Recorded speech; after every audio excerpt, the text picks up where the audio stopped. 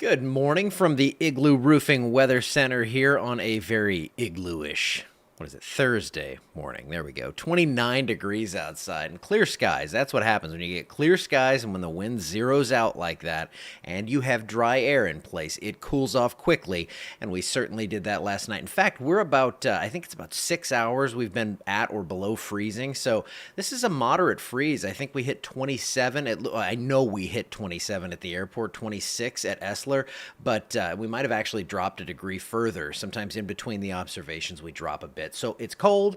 I know many of you love it. Many of you love the other stuff, the warm stuff, and we've got that coming for you. So everyone gets to get a little happy in this forecast. It is very chilly across the area right now, with some areas, including us here in Alexandria, still below freezing. I fully expect at that 9 o'clock update that we will warm to somewhere above freezing, probably mid-30s. And then it's going to really quickly warm up here. We're going to get into the 60s, and I'll show you that track throughout the day today. So I had said in the little headline to start this that I was going to talk about a few of the features because it's kind of boring out there. I hate to call weather boring ever, but you know, apart from the freeze here, not much going on. We haven't seen a lot of rain lately, no severe weather, of course, which is a good thing, but one of the features we are going to have available to us in the winter months here is road temperatures, and it's really interesting. They use a lot of sensor data and different things to kind of show what the temperatures of the surface streets are. This does not show you what the elevated roadways are, but this morning here, mid to upper 30s on the roadways. Obviously, it's you know, going to be a little bit different. We're going to see warmer temperatures than what's actually happening outside with the roads because they have some of that warmth stored up and the ground is warm underneath them, but no danger, although it looks like one little patch of LaSalle Parish could be right around 32. But that's going to be something we look at here in the winter as we get those borderline situations, we get precipitation falling, and we can, you know, highlight areas where we have a higher chance to see those icy roads. So another thing, and this is for you snow chasers, this is snow cover. We're not going to need this a ton, but hey, you want to chase a white Christmas down? Or if you want to chase a white early November down, go out to the mountains of Colorado or Wyoming, go up to Bismarck, and you can see some snow on the ground. These are the things that I'm going to be playing with here as we get into the winter months. So for today, 40 degrees at 9 o'clock, which we're 5 minutes away? Maybe a few degrees cooler than that. 58 at noon, 65 at 3, mid-60s for highs today.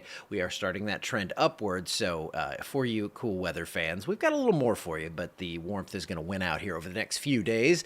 Temperatures for the next several hours on your future cast showing those mid-60s by about 2 or 3 p.m.